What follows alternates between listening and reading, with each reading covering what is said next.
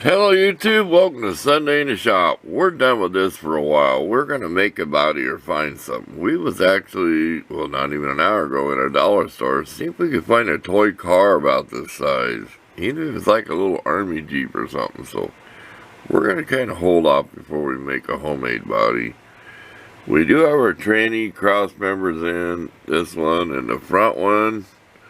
We have to shim it up because our exhaust is hitting the floor. So this turned out really crude. I'm kind of disappointed, but it's just a model car.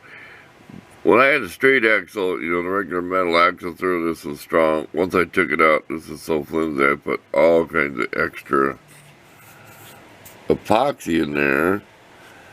So there's not even a gap between the axle and the frame no more. So that's what it took. So, and this is going to be all open. I plan if I put a body on this, there may not be a grill or a hood. I do plan on just having some body on it. It's going to be like a little dragster, or put a full roll cage, make it like a little sand buggy. You know them sand rails, you go out in the sand dunes, then you can also drag race them, if you ever seen them. So, you could make something like this homemade that wild.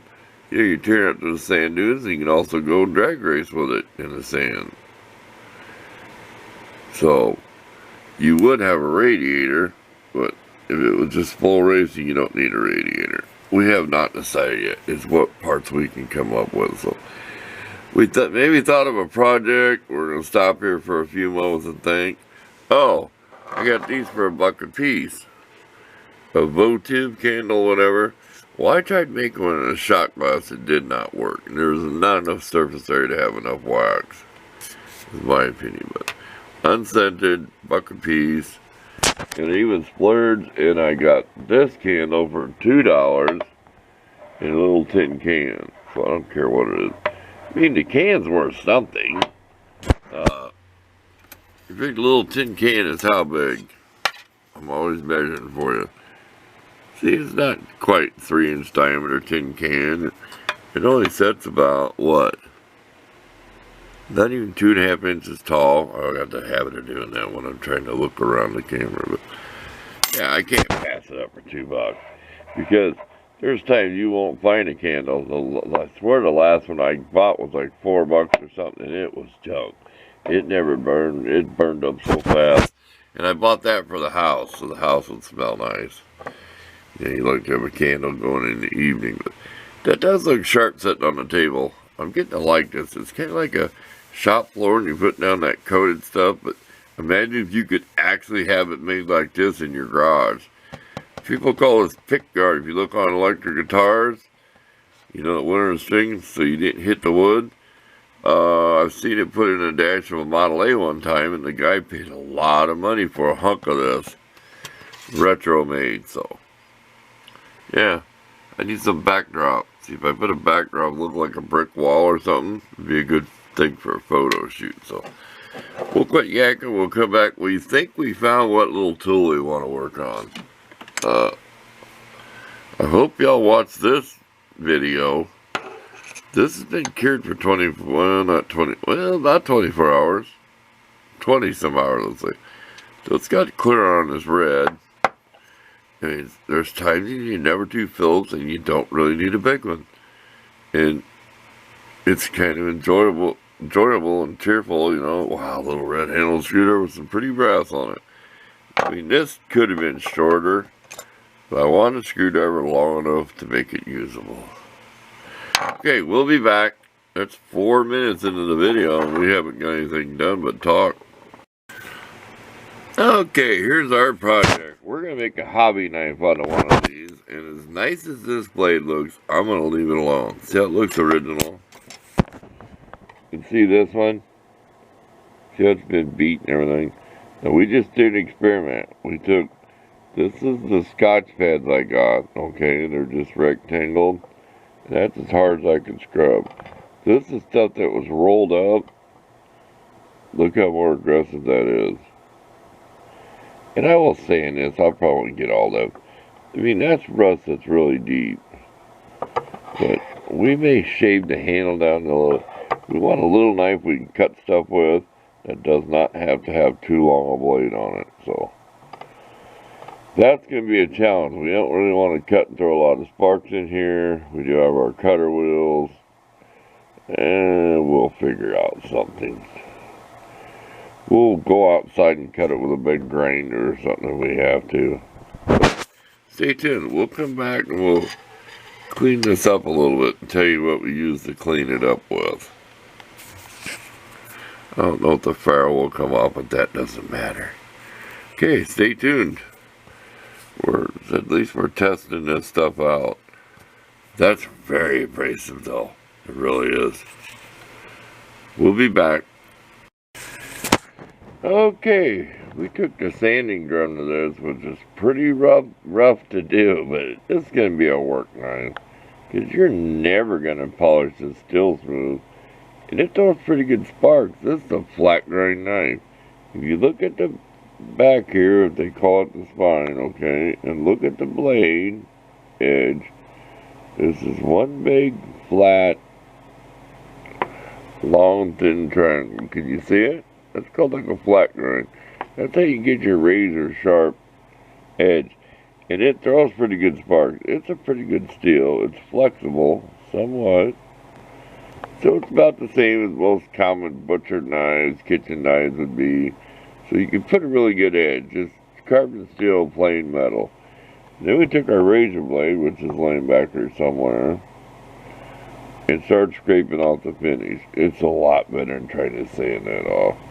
Can you believe this is all I have for a razor blade? It's got tape around it because the piece was coming off it. Well, it makes a good scraper. And I sharpen them with sandpaper when it's just for a scraper. They do not have to be razor sharp. They both have a pin right there. That one's been driven a little further. And here's the name. This way you can see better. Somebody tell me what they use these for. I have no idea. They have to be some kind of carpenter use. They cannot be a kitchen knife. Would they make a kitchen knife like this? Oh, I know you could use it. Cut carrots up. I mean, I could make it into a nice paring knife. I like to have the handle a little bit thinner, but I don't have my access to my belt sander without going to the other part of the shop. And that would take a long time to bring that down smaller diameter. Okay, back to work. We'll continue scraping the paint off and everything else and see what it looks like. Okay, we've been sanding this with 80 grit pretty aggressively. My fingers and my arm hurts. We'll take our sandpaper, see the holes, and we'll cut it. You get 3 nice pieces, then we get these pieces that have the hole in it. You know, like say it was somewhere like that. In fact, it probably was. Yeah, there's part of a hole. And then we use these little scraps for, like, getting in and stuff. So, we're almost got the whole thing sanded with 80 grit just with the scrap part of the sandpaper, because this stuff costs money. You don't want to run out in the middle of a snowstorm. That's all I say. In the middle of a blizzard, you won't be able to sand any wood. Yeah, I'm doing that really aggressive with 80 grit. It's not as rough as what you think it is. You can throw some 150, 200 on there. If you're going to stain and varnish it, I like the rougher wood because it seems to suck the stuff up better. Back off. There you go. Let's keep going and clean it up some more. Well, we've got a couple options, and I think I'm going with the longer knife. I don't want to shorten this up. I might just use it in the house like a paring knife or whatever knife to cut up whatever. It looks better this way when you look at it. You come up here.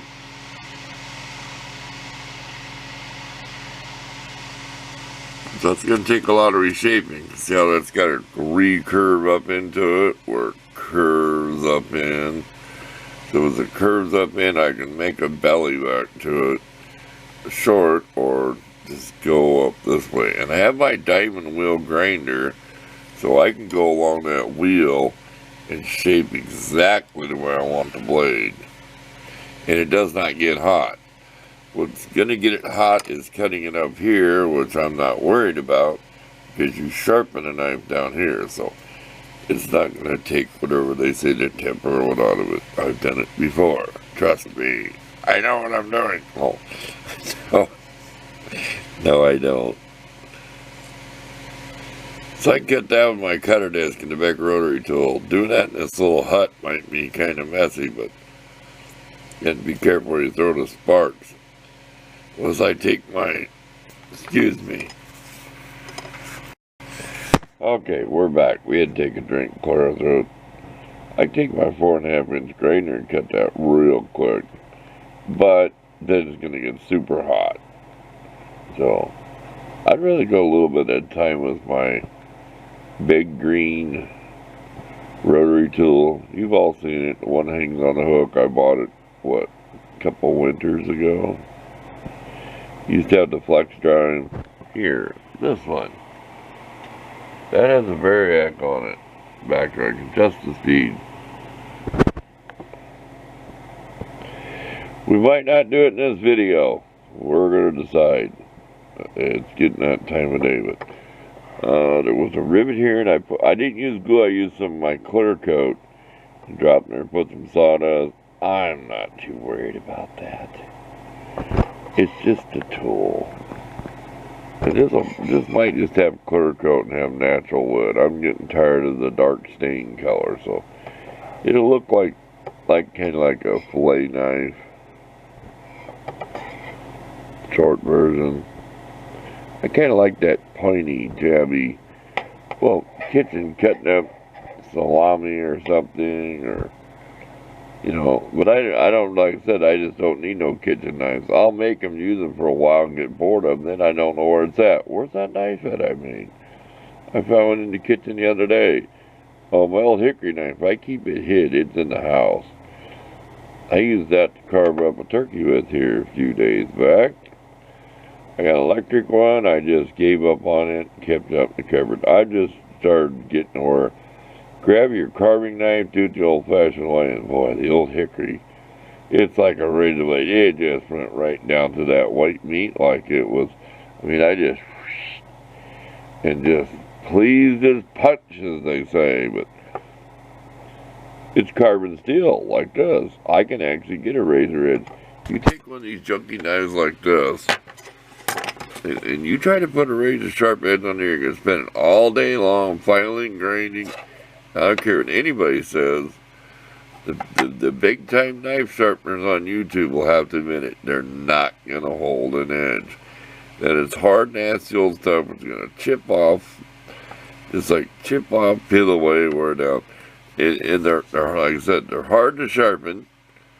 And then they won't keep an edge. That new stainless garbage, but I'm just too old school. Too set in your ways, that's how they say it. We'll be back. We'll figure out some way to end this video.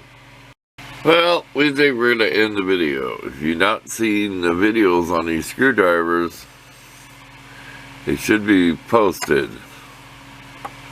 Yes, soon, sometime.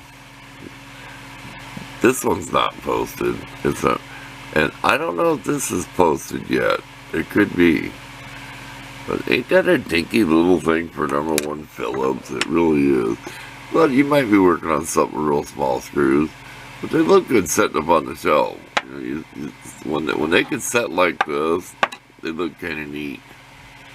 That's it. We're out of here. We'll see you next week.